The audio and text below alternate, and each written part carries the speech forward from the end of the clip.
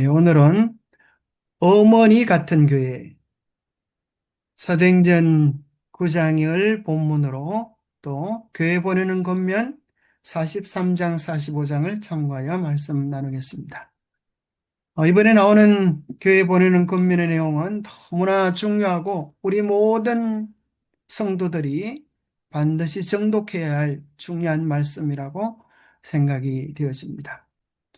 한평생을 살아가는데 우리에게 가장 큰 사랑을 베푼 사람이 있다고 하면 아마 누구나 예외 없이 어머니라고 이야기할 것 같습니다. 어머니, 그러면 여러분 어떤 생각이 드십니까? 우리 김은재 자매님 어머니 그러면 어떤 생각이 들어요? 밥이 생각이 나요. 밥상, 밥상, 밥상. 어머님의 밥상. 예, 늘 차려주시는 어머님의 밥상이 생각이 나네요.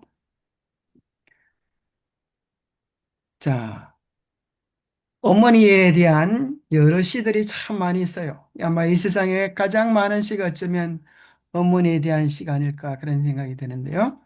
어머니의 기도라는 김지향님의 시에 보면 이런 구절이 나옵니다. 아무리 불러도 실증이 안 나는 이름. 아무리 불러도 닳지 않는 이름. 아무리 불러도 응답을 안 하는 이름. 부르면 부를수록 그리움이 쏟아지는 이름. 쏟아지는 이름. 그리움이 쏟아지는 이름. 부르면 부를수록 가슴이 아리는 이름. 부르면 부를수록 목이 메는 이름. 오늘도 어머니를 부르며 나도 어머니처럼 목이 맨 기도에 그 길을 가고 또 간다. 참 신기한 이름입니다. 그죠? 아무리 불러도 실정이 나지 않고 아무리 불러도 닳지 않고 아무리 불러도 응답을 안 하는 이름. 부르면 부를수록 그리움이 쏟아지고 부르면 부를수록 가슴이 아리는 이름. 부르면 부를수록 목이 메이는 이름.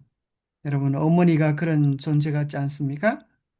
어머니가 새벽마다 자녀들을 위하여 간절히 기도했던 것처럼 이제 자기도 어머니가 되어서 어머니가 갔던 그 기도의 길을 자녀들의 이름을 부르며 간다고 하는 그런 참 아름다운, 이 시를 들으니까 예, 그 생각이 나네. 어떤 생각?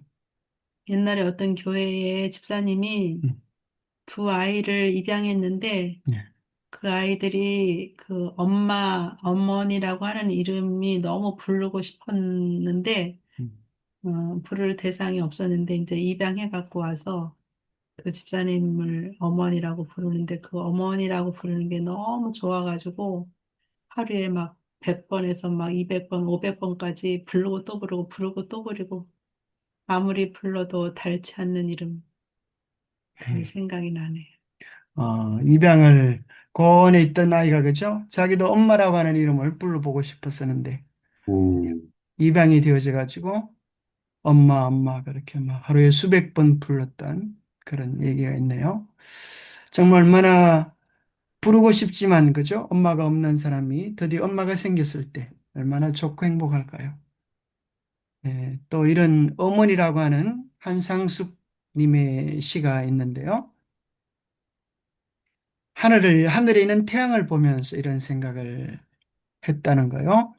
저 맑은 하늘이 자식을 바라보는 당신의 소망인지 예전엔 알지 못했습니다. 저 붉은 태양이 자식을 키워오신 뜨거운 열정인 것을 예전엔 알지 못했습니다. 자연을 휩쓸고 간 태풍이 자식 생각하며 노심초사하시다가 이내 찢어지고 마는 당신의 마음인지 예전엔 알지 못했습니다. 밤하늘 수많은 별들이 자식이 힘들게 할 때 당신 스스로 자체가 빚어낸 아픔인 것을 예전엔 알지 못했습니다. 가만히 생각해 보면 이 하늘, 태양, 그죠? 이 모든 것들이 어머니의 사랑처럼 우리를 향한 하나님의 사랑, 열정, 기대, 또 태풍을 통하여서 우리 때문에 가슴이 찢어지는 주님의 마음, 또 밤하늘의 수많은 별들을 보면서 우리 때문에 스스로를 자책하고 아파하시는 하나님의 마음, 그런 것들을 생각해 볼 수도 있겠어요. 칼빈이라고 한 유명한 종교개혁자는 이렇게 말했습니다. 하나님을 아버지로 섬기는 사람에게는 교회가 어머니가 되어야 한다. 어머니가 나를 잉태하고 낳고 기르시는 것처럼 교회는 신자들의 영적 생명을 양육하는 어머니의 품과 같다. 우리 교회에서 서로를 대할 때 마치 어머니가 자녀를 바라보는 그런 심정으로 서로를 본다면 얼마나 많은 문제들이 해결되고 얼마나 많은 상처들이 치유될 수 있을까요? 어머니가 나를 잉태하고 낳고 양육했던 것처럼 교회는 새로운 영혼들을 잉태하고 낳고 양육하는 중대한 사명을 받았습니다. 이 세상에 어머니가 없었던 사람은 사실 아무도 없었습니다.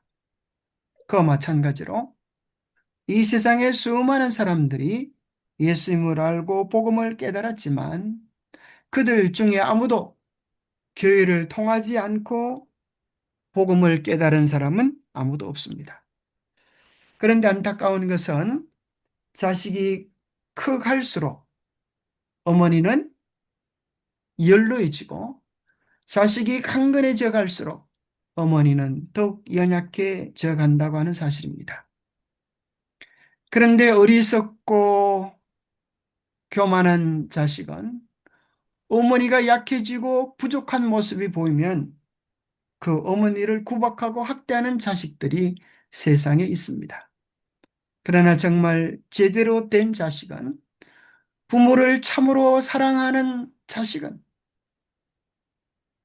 결코 부모가 연로하다고, 연약하다고, 무지하다고 책망할 수 없는 것입니다.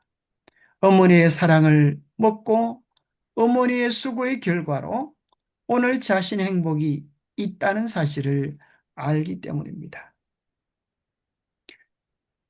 그래서 진정한 사람 되면 어머니가 약해지면 그 어머니를 업고 효도하는 것처럼, 때로 교회가 연약한 어머니처럼 연약하고 부족하고 허물이 있어 보일 때도 혹 있을 수 있는 것입니다. 그러나 정말 하나님이 기뻐하는 자녀들의 모습은 그러한 허물 많은 연약한 교회를 탓하고 책망하는 것이 아니라 마치 연로한 어머니를 감싸며 돌보듯이 우리의 사랑으로, 우리의 헌신으로 교회를 돌보며 지켜가야 하는 것입니다. 사도행전 9장에는 사울이 바울이 된 이야기가 나옵니다. 하나님을 믿는 백성들을 핍박하러 다니던 사울이 다메섹 도상에서 예수 그리스도를 만납니다. 감당할 수 없는 엄청난 광채의, 그림에서 나오는 것처럼 말이 꼬꾸라지고 바울도 넘어집니다. 그때 하늘로부터 이런 소리가 들렸습니다. 사울아, 사울아, 내가 어찌하여 나를 받게 하느냐? 주여, 누구시니까? 나는 내가 받게 하는 예수라. 자, 사도 바울이 박해했던 것은 그 당시 교회였습니다. 예수님 믿는 자들을 박해하는데 예수는 뭐라고 말씀하시는가 하면, 사울아, 사울아, 네가 어찌하여 나를 박해하느냐, 그렇게 말씀하셨습니다. 예수님은 중대한 일을 하실 때 꼭 두 번씩 부르십니다. 사울아, 이렇게 하지 않고 사울아, 사울아. 왜 두 번 부르실까? 아마도 깊은 애정과 마음을 담아서 그렇게 부르시는 것 같습니다. 우리 하나님께서 종구가, 종구가 두 번 부르실 때 우리 종목 씨의 마음이 어떨까요? 아마도 그죠? 그 사랑이 더 깊이 느껴질 것 같습니다. 네. 그런데 예수님께서 왜 교회를 핍박하느냐 이렇게 말하지 아니하고 어찌하여 나를 핍박하느냐 그렇게 말합니다. 바로 그 말은 무엇인가 하면 교회와 예수님 자체를 동일시하셨다고 하는 말씀입니다. 사도 바울이 깜짝 놀라서 주님 당신은 누구십니까? 그렇게 묻습니다. 그때 이야기하기를 나는 네가 핍박하는 예수다. 여기 주라고 하는 말은 그런 뜻일 것입니다. 당신은 이 온 우주를 주관하고 다스리고 통치하시는 주인은 하나님은 누구십니까? 구약의 여호와라고 불렀던 그분은 누구이십니까? 내가 하나님이라고 외쳤던 그분은 누구이십니까? 그와 같은 의미와 같습니다. 근데 예수님 말씀하시기를 바로 구약의 여호와가 약속되어진 구주가 바로 네가 핍박하는 예수 그리스도라고 이야기합니다. 그때 사도 바울은 놀라운 것을 깨닫습니다. 하나님을 위하여 하나님이라고 이야기하는 가짜 하나님 예수를 핍박하는 줄 알았는데 바로 그 예수가 진짜 하나님이요 인류를 창조하시고 구속하시는 구세주임을 깨닫고 그의 인생은 완전히 180도 전환을 경험하게 되는 것입니다.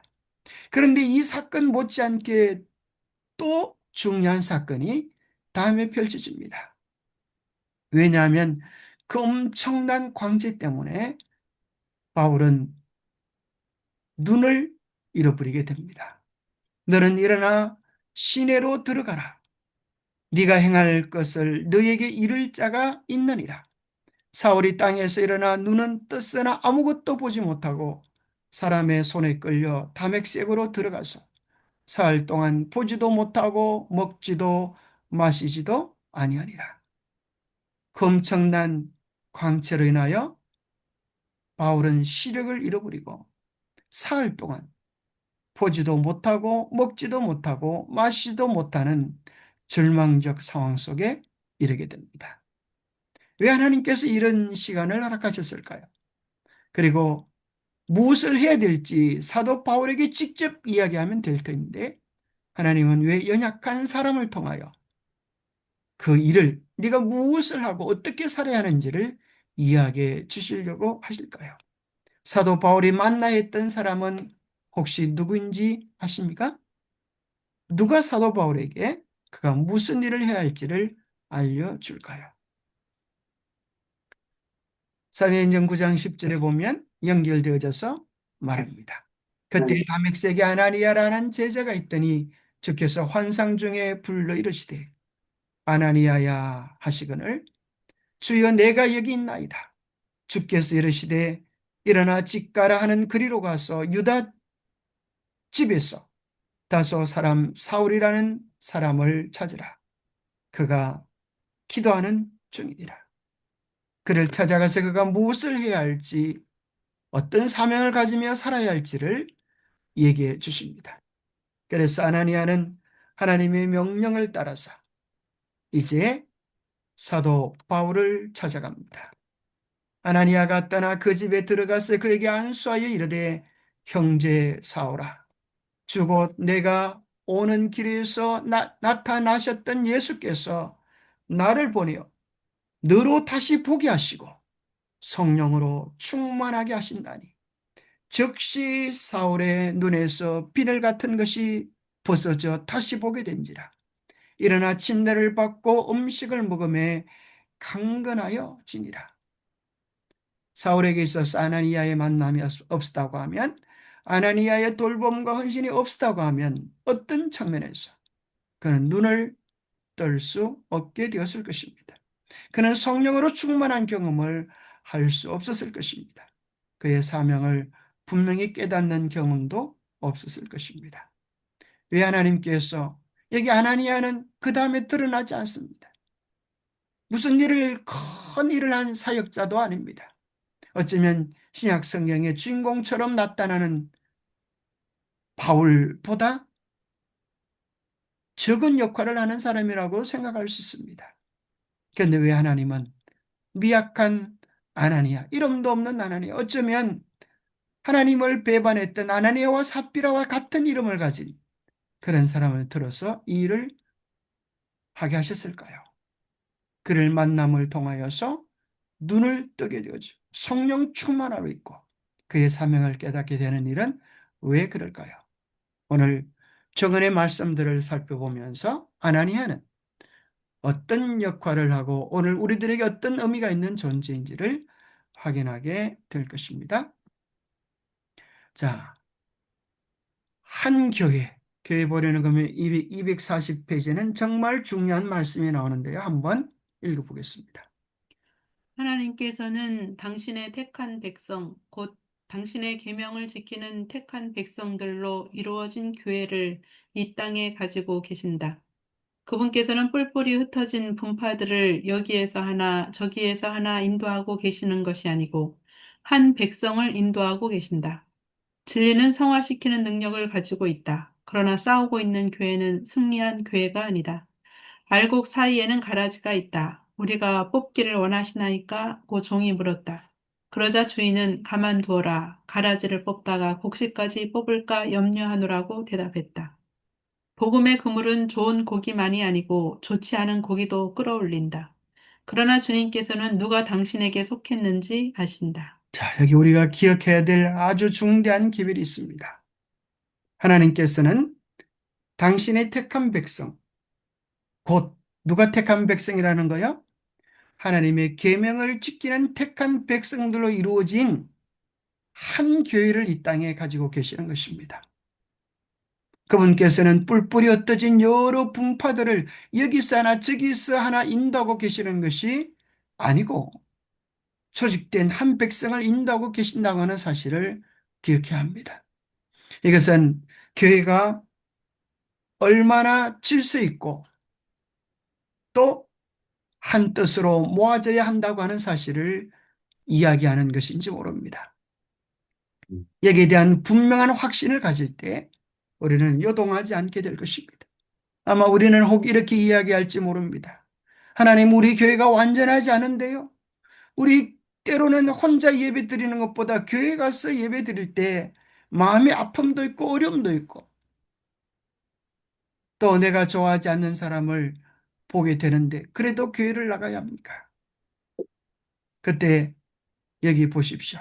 교회 안에는 언제나 가라지와 알곡이 존재하는 것입니다. 내가 뽑기를 원합니까? 라고 물을 때에 주인은 가만두어라. 가라지를 뽑다가 곡식까지 뽑을까 염려한다고 말씀하시면서 중요한 것은 주님께서 누가 당신에게 속했는지를 아신다는 것입니다. 결코 우리 스스로 가라지를 뽑으려고 남을 판단하거나 정죄하려고 우리가 바로 세우려고 시도하지 말아야 하는 것입니다. 정말 중요한 것.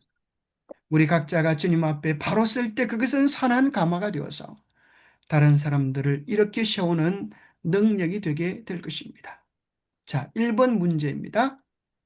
겸손하게 하나님과 동행하는 것이 우리의 의무이다.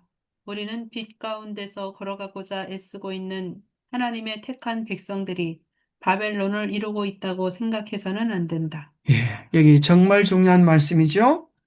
때로는 교회가 내 생각과 다를 때가 있어요. 그래서 여기 이야기합니다.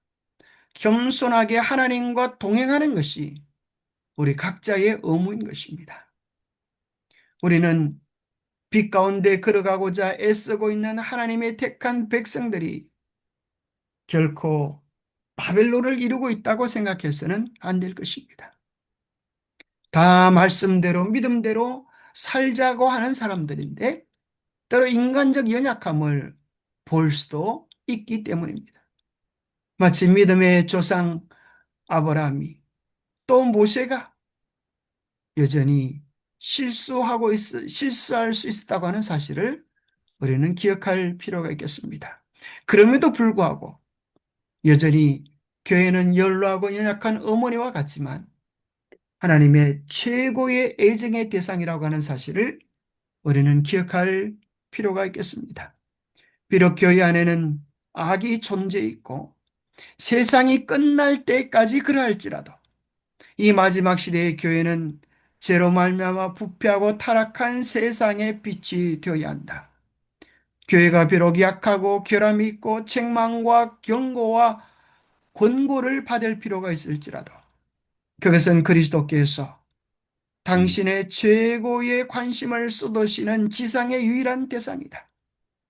세상은 인간의 역사와 하나님의 역사와의 협력을 통하여 예수께서 당신의 은혜와 거룩한 자비로서 인간의 마음에 실험하고 계시는 장소이다. 참으로 중요한 말씀입니다. 비록 교회 안에 부족함과 연약함이 보일지라도 하나님께서 최고의 관심을 쏟으시는 지상의 유일한 대상이요, 교회를 통하여 하나님께서는 이 땅에 신령한 모든 축복을 우리에게 주신다고 하는 사실을 기억해야 합니다. 교회는 하나님과 우리 사이의 중요한 통로와 같습니다. 그 통로가 막히면 하나님과 우리 사이의 통로가 막힐 수 있다는 사실을 기억해야 합니다. 진리의 백성, 하나님께서는 진리를 가르치고 하나님의 율법을 옹호하는 능력이 가장 뛰어나고 첫째가는 특별한 한 백성, 곧 지상의 한 교회를 가지고 계신다. 하나님께서는 거룩하게 임명된 대리자들, 곧 그분께서 지도하고 계시는 자들, 한낮의 열기를 견디고 무거운 짐을 져온 자들, 그리스도의 나라를 우리의 세상에서 발전시키기 위하여 하늘의 기구들과 협력하고 있는 자들을 가지고 계신다. 모든 사람은 이와 같이 택함 받은 대리자들과 연합하여 마침내 성도의 인내를 가진 자들, 곧 하나님의 계명을 지키며 예수의 믿음을 가진 자들과 함께 있도록 해야 한다. 어떤 사람은 교회를 바벨론이라고 책망하기도 합니다. 그러나 이 교회가 여전히 하나님의 남은 교회라고 하는 사실을 우리는 어떻게 알 수 있습니까? 계시록 12장 17절, 14장 12절의 말씀을 통하여 하나님의 계명을 지키고 예수의 믿음을 가지고 예수의 정글을 가지고 있기 때문입니다. 오늘날 수많은 교회는 하나님의 계명을 등지고 있습니다. 진정한 예수의 믿음을 상실하고 있습니다. 예수의 증거인 마지막 빛된 예언의 증거를 통하여 이 세상이 어떻게 될 것인지 선악의 싸움의 핵심을 알고 있기 때문입니다. 그래서 이 교회는 끊임없이 진리를 추구하고 진리를 증거하는 이 세상에 세워진 빛의 통로요, 등대의 역할을 하고 있는 것입니다. 교회를 통하여 그 빛을 전달받을 뿐 아니라 우리가 개인적으로 말씀을 깊이 연구하는 개인적인 수고를 통하여서 우리가 흔들리지 않은 개인적 확신을 가질 수 있습니다. 여기 교회가 얼마나 중요한 곳인가에 대하여 정말 이보다 더 중요한 설명은 없다고 생각합니다.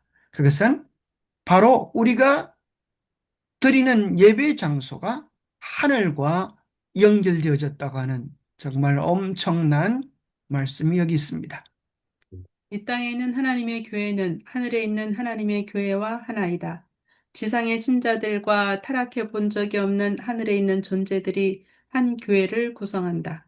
모든 하늘의 지성적 존재는 지상에서 하나님을 경배하기 위하여 모이는 성도들의 회합에 관심을 모은다. 저들은 하늘 조정의 안뜰에서 지상의 바깥뜰로부터 오는 그리스도를 위한 증인들의 증언을 듣는다. 놀라운 정말 감동적인 말씀이 아닙니까? 이 땅에 있는 하나님의 교회는 하늘에 있는 하나님의 교회와 하나이다.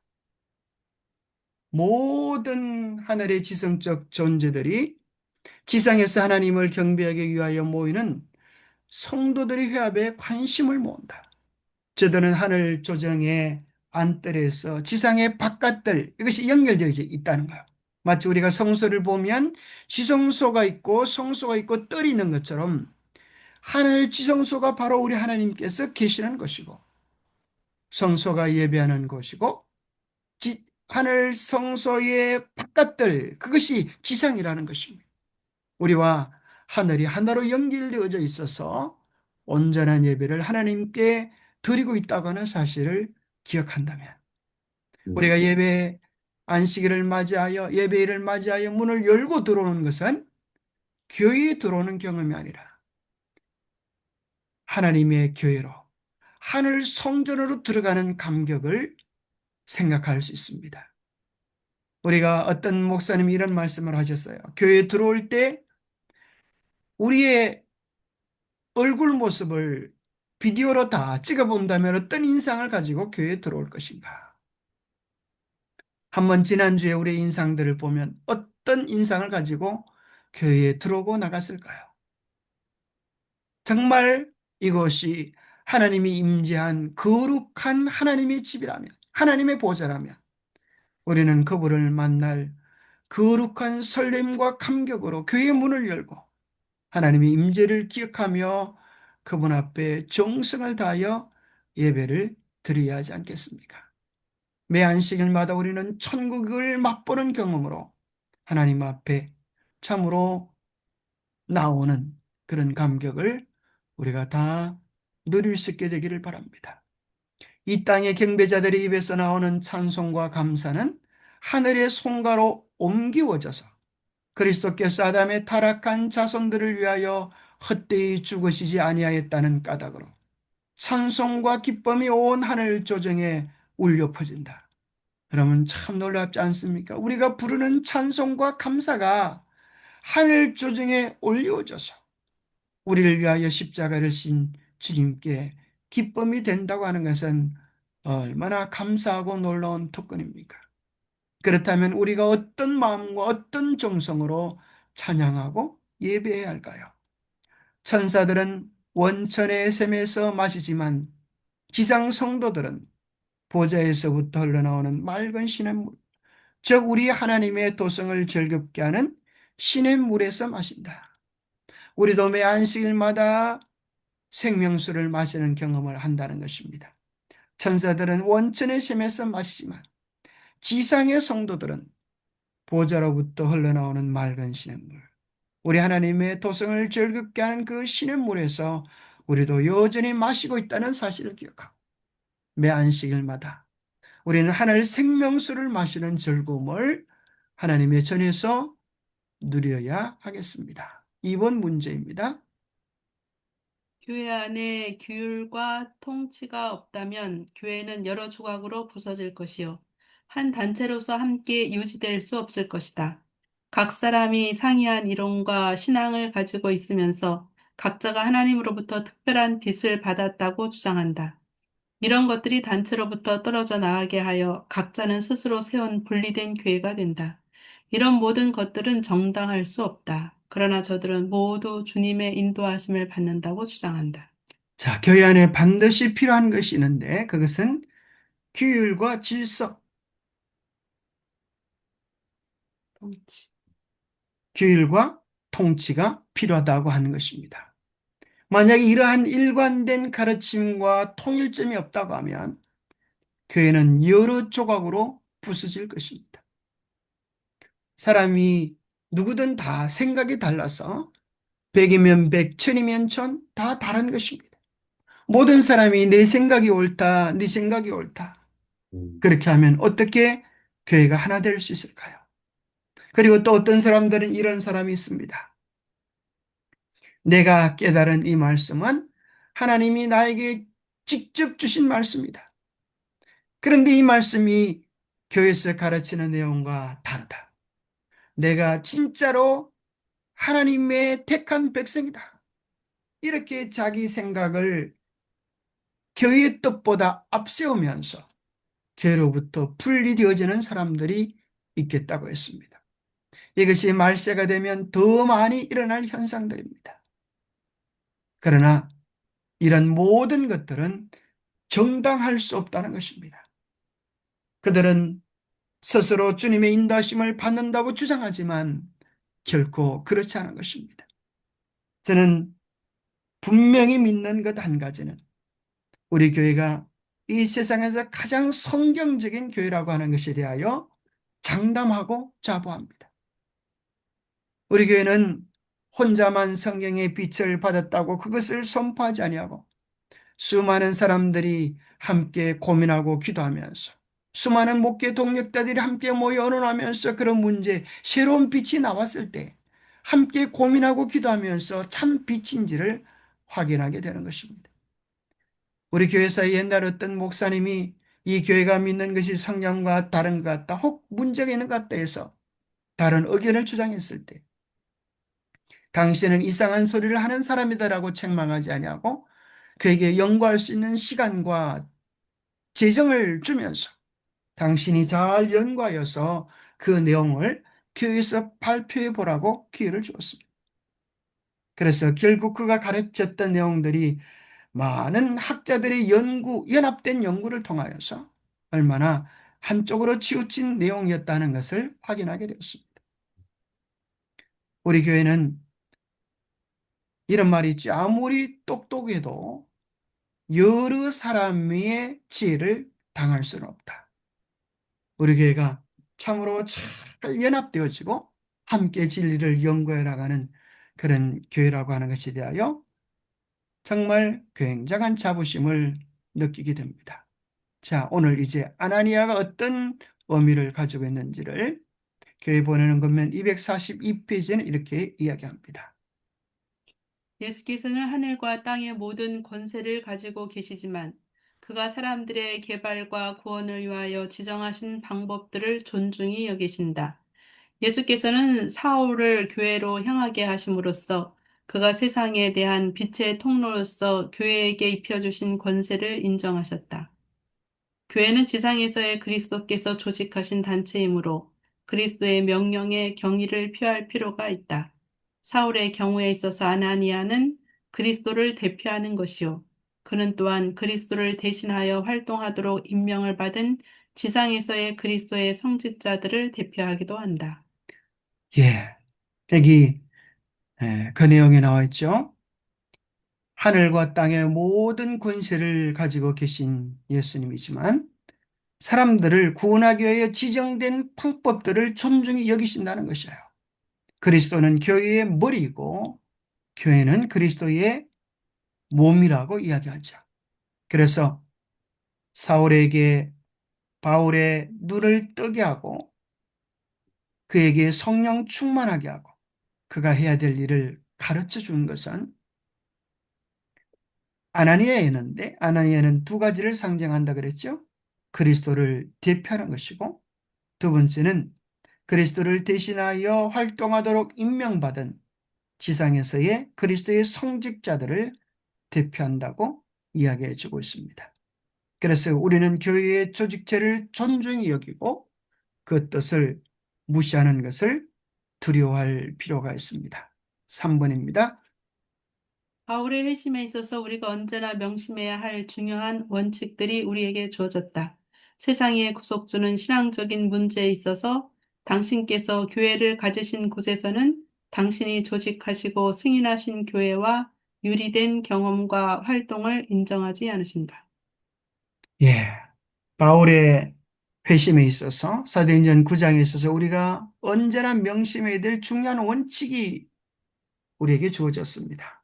그것은 뭔가 하면 조직되고 성인하신 교회를 떠나서 우리의 개인적인 경험과 활동을 인정하지 않으신다는 것입니다.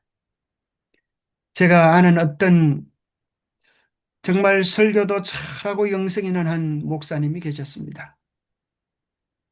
이 목사님이 이런 생각을 했어요. 우리 교회가 너무 세속화되어진 것 같아. 왜 이렇게 교회가 정말 하나님의 원칙을 제대로 나타내지 못하고 있는가? 그래서 가만히 생각해 보다 이 목사님 이런 생각을 했어요. 야, 우리 교회는 너무 자주 목회자가 옮겨지고 어떤 합회나 연합회의 조직 속에 있기 때문에 제대로 뜻을 실현할 수가 없다.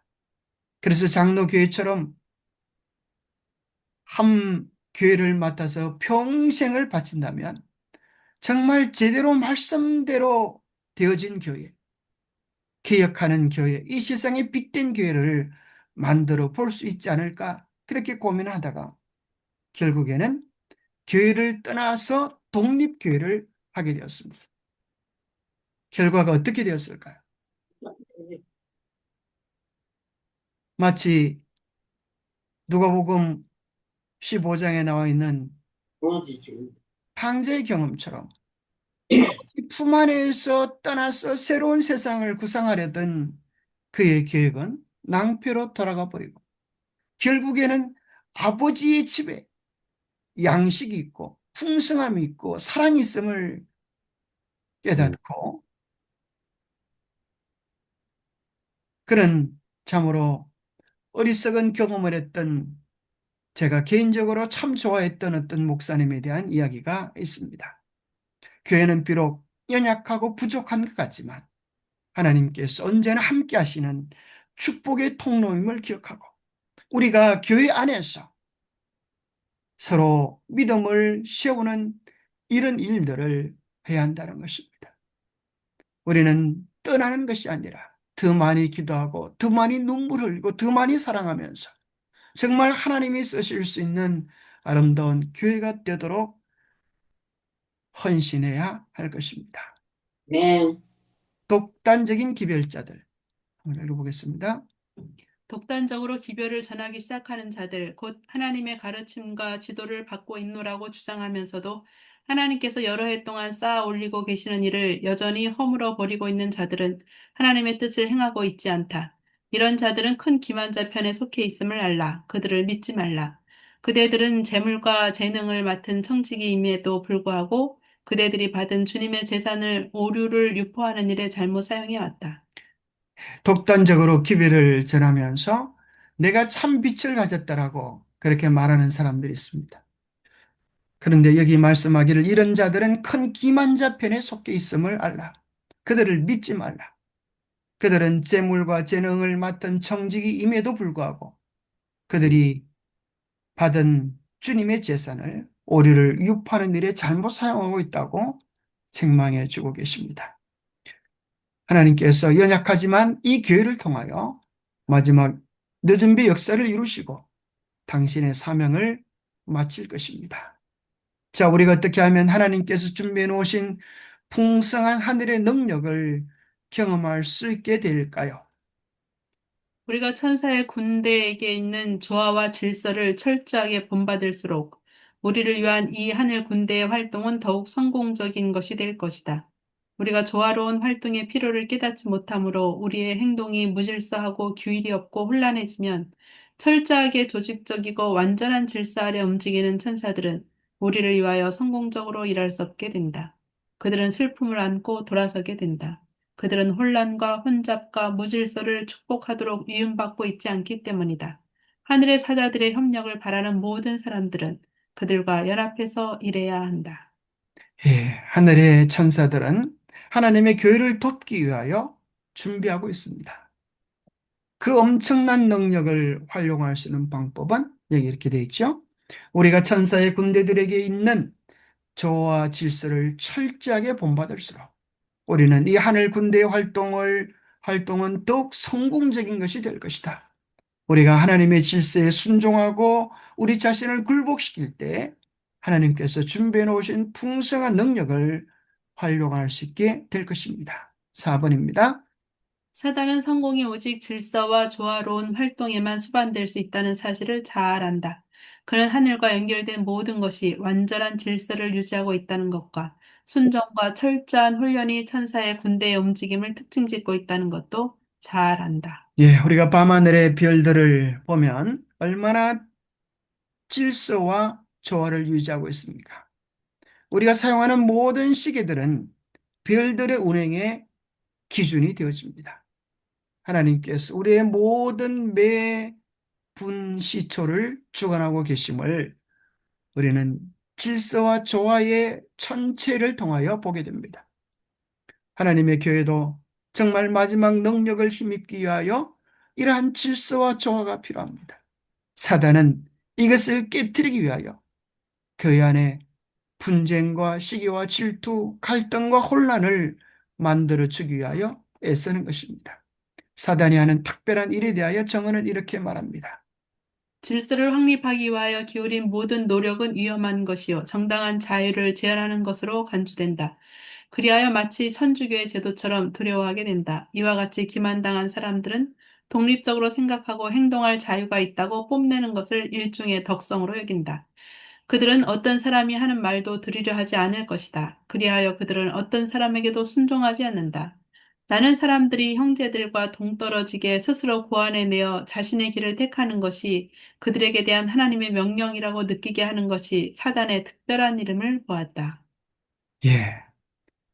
질서를 확립하기 위해 기울인 모든 노력들, 우리가 교회가 하는 일들이 우습게 보이고 조직대로 따라가는 것이 잘못된 것처럼 보이는 그런 생각들. 내가 독립적으로 행동할 자유가 있는데 내가 왜 그런 조직에 속하여서 거기 굴복해야 되는가 하는 그런 생각들은 우리를 무너뜨리기 위한 사탄의 특별한 일이라고 하는 사실을 선지자는 이야기해 주고 있습니다. 마치 사자가 말들을 잡아먹을 때 그렇게 한다고 하죠. 그런 우화들이 있죠. 사자가 말 한 마리는 잡아먹을 수 있지만 말들이 서로 합쳐져서 다리를 뒤로 세우면 아무리 무시무시한 사자라도 꼼짝할 수 없다는 거예요. 사자들이 말 뒷발에 채여서 꼼짝할 수 없다는 거죠. 그래서 말들이 무리를 모으고 있을 때 말들을 이간질시켜서 한 마리 한 마리 분리시켜서 그들을 잡아먹는다는 그런 이야기가 있죠. 사탄은 우리로 독립적으로 생각하고 내 마음대로 행하고 싶은 생각들을 가지게 하여서 그가 하늘에서 그런 잘못을 범했던 것처럼 우리로 그러한 실수를 저지르게 하고 우리의 영혼을 사냥해 가는 것입니다. 빛의 통로인 교회. 하나님께서는 지상에 있는 당신의 교회를 빛의 통로로 삼으시고 그것을 통하여 당신의 목적과 뜻을 전달하신다. 그분은 그의 종들 가운데 어느 누구에게도 그 교회와 분리된 어떤 경험이나 반대되는 경험을 주시지 않으신다. 그리스도의 몸인 교회가 흑암 중에 빠져 있는 동안 하나님께서는 전 교회를 위한 그분의 뜻을 결코 한 사람에게 주시지 않으신다. 그분은 당신의 섭리 가운데 당신의 종들로 자신을 더욱 적게 신뢰하고 그분의 사업을 발전시키기 위하여 그분이 인도하고 계시는 다른 사람들을 더 많이 신뢰하게 하도록 하기 위하여 그들을 당신의 교회와 밀접한 연결을 맺을 수 있는 곳에 두신다. 어떤 사람들이 이런 생각을 하죠. 우리가 알고 있는 하나님의 기별에 순종하기보다 뭔가 좀 새롭고 특별한 기별이 어디 없을까? 그런 생각을 하는 사람들이 있습니다. 그러나 그것은 위험한 생각입니다. 더 밝은 빛, 온전한 빛 가운데 거하기를 원한다면 오늘 하나님께서 우리에게 알려주시는 성령의 빛에 굴복하십시오. 그러면 더 밝은 빛 가운데로 나아갈 수 있게 될 것입니다. 여기 보면 이런 말씀이 있죠. 어떤 한 사람이 내가 교회가 알지 못하는 놀라운 빛을 가졌다. 그러나 결코 하나님은 한 사람에게 당신의 빛을 다 주지 않으신다고 하는 사실을 기억하십시오. 교회를 통하여 하나님은 정말 온전한 질서와 조화, 빛의 통로로 교회를 삼으셨다고 하는 것은 얼마나 든든하고 좋은 일인지 모르겠습니다. 5번입니다. 성령께서는 이방인 개종자들에게 의문의 율법을 부과하지 않는 것이 좋음을 아셨으므로 이 문제에 대한 사도들의 생각은 하나님의 성령의 마음과 같았다. 초대교회에도 문제가 있을 때 그들은 스스로 판단하지 아니하고 사도 바울이 그 문제를 가지고 예루살렘 총회로 나갑니다. 그래서 예루살렘 총회에서 사도들이 함께 기도하고 의논하면서 이방인들에게 의문의 율법의 무거운 짐들을 맡기지 않기로 결의한 내용이 나오는 것입니다. 자기의 개인적인 판단을 최고의 것으로 여기고자 하는 사람들은 큰 위험 가운데 있는 것이다. 하나님께서 그들을 통하여 지상에 당신의 사업을 이루시고 확장하시는 빛의 통로인 그 사람들로부터 이들을 분리시키는 것이 사탄의 계획된 노력이다. 진리의 사업을 발전시키는 일과 관련된 일에 지도적 책임을 지도록 하나님께서 임명하신 사람들을 무시하거나 멸시하는 것은 하나님께서 당신의 백성을 돕고 격려하며 힘을 주기 위하여 제정하신 방법을 거절하는 것이다. 자, 6번입니다. 그곳에서 철저하게 행동하되 하나님의 안식일에 하나님의 안식일의 기념이요 도덕적 흑암 가운데서 빛이 되는 하나의 표징으로서 조촐한 예배의 집이 서기까지 활동해야 한다. 예, 이게 무슨 말인가 하면, 예, 빛이, 복음이 없는 곳에서 하나님의 교회가 세워지도록 그렇게 교회가 애쓰고 빛의 등대가 되어야 하는 것을 이야기합니다. 집회의 성공은 자 이제 우리가 하나님 앞에 나아갈 때 어떠한 태도와 자세로 나아가야 할 것인가? 또 우리가 어떻게 하면 우리의 예배가 은혜와 감동이 충만한 예배가 될 수 있는가에 대한 답을 제공해 주고 있는데요. 집회의 성공은 성령의 임재하심과 능력에 좌우된다. 진리의 사업을 사랑하는 사람이면 누구나 성령의 부어주심을 위하여 기도해야 한다. 따라서 우리의 힘이 미치는 한 우리는 성령의 역사심의 장애가 되는 모든 것을 제거해야 한다. 교인들이 상호 간에 대한 알력과 원한을 품고 있는 동안 성령은 결코 부어질 수 없다. 시기와 질투와 악한 억측과 험담은 사단에게서 나오는 것이요. 이런 것들이 성령의 역사심을 실제로 해방한다. 우리는 은혜로운 집회가 되도록 하기 위하여 성령의 임재를 위하여 간구하고 도움을 요청해야 합니다. 성령의 역사를 방해하는 우리 마음속에 이러한 잘못된 것들이 있다면 그러한 것들이 해결되도록 주님께 기도해야 할 것입니다. 이 세상에 있는 어떤 다른 것이라도 당신의 교회만큼 하나님께 사랑스러운 것은 없다. 하나님께서 이와 같은 열이 있는 돌보심으로 보호하는 것은 탈리도 없다. 하나님의 사업을 행하고 있는 자들의 가마를 해치는 행위만큼 하나님을 노하시게 하는 것은 달리도 없다. 하나님께서는 비평하고 낙담하게 하는 일로 사단을 도운 모든 사람에게 책임을 주고갈 것이다. 우리는 결코 형제를 비평하고 낙담하는 일에 사단을 돕는 자가 되지 말아야 할 것입니다. 우리는 개인적인 성소를 가질 필요가 있습니다. 우리는 가족들이 함께 예배하는 성소를 가질 필요가 있습니다. 우리는 모두가 함께 모여 예배하는 공중성도, 성소, 교회를 통하여 하나님 앞에 온전한 예배를 드릴 필요가 있습니다. 자, 하나님의 집에서 우리가 어떤 태도로 예배해야 되는지 그런 내용들이 나오고 있습니다. 자, 7번. 어떤 사람이 집회가 시작되기 전에 몇 분 동안 기다려야 한다면 그들은 조용한 명상으로 참된 헌신의 정신을 유지해야 하고 예배가 그들 자신의 마음에 특별한 유익이 되고 다른 영혼들을 확신시키고 회개시키게 해주도록 기도로서 마음을 하나님께 상달시켜야 한다. 예, 우리가 교회에서 예배 전에 어떤 태도로 하나님 앞에 임해야 될지에 대하여 소개하는데요.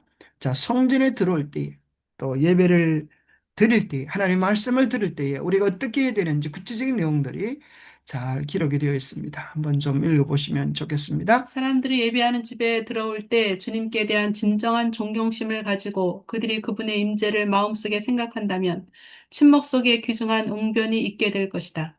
세속적인 사업장에서는 죄가 되지 않을 속삭임과 웃음과 이야기도 하나님을 예배하는 집에서는 허용되어서는 안 된다.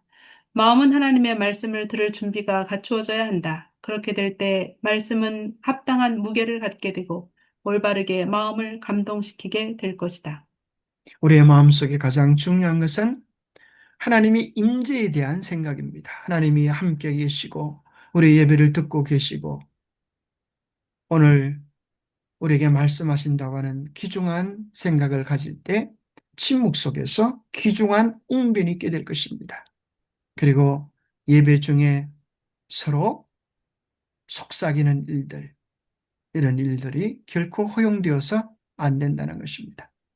말씀에 집중할 때, 말씀에 합당한 무게를 부여할 때, 우리는 올바르게 감동시키는 은혜의 예배를 경험하게 될 것입니다. 자, 마지막으로 이 말씀만 읽고 마치겠습니다. 사람들이 예배하는 집에 들어올 때 주님께 대한 읽었는데. 그, 자, 하나님께 대한 참된 경외심은 하나님의 무한히 위대하심을 깨닫고 또 하나님의 임재하심을 인식함으로 생겨난다. 각 사람은 보이지 않는 하나님께서 그곳에 임재하고 계심을 마음속 깊이 인식하여야 한다. 기도하는 시간과 장소는 하나님께서 그곳에 임하여 계심으로 거룩하다.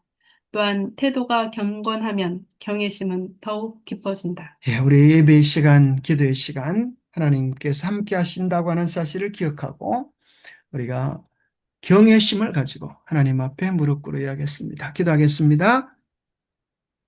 하나님 아버지, 참으로 감사합니다. 교회가 어머니 같은 사랑을 가지고 우리를 돌보며 우리에게 진리를 소개해주고 우리에게 힘을 주고 있음을 인하여 감사합니다. 때로 교회가 연약하여 부족함을 보일 때에 하나님, 우리가 더욱 사랑해야 할 우리의 어머니 같은 교회임을 깨닫게 도우시고 교회를 위한 헌신과 정성과 사랑을 드릴 수 있도록 도와주시옵소서. 우리에게 빛의 통로인 교회를 주셨사오매 이 교회를 더욱 사랑하게 하시고 헌신하게 하여 주셔서 교회를 세우신 하나님의 목적을 이 땅에 온전히 실현할 수 있도록 우리에게 힘과 은혜를 다하여 주옵소서. 우리의 모두의 마음이 예수님의 마음으로 어머니의 마음으로 서로 사랑하여 하나가 될 수 있도록 축복하여 주시옵기를 우리 주 예수 그리스도 이름 머지하여 간절히 간구하옵나이다. 아멘. 아멘.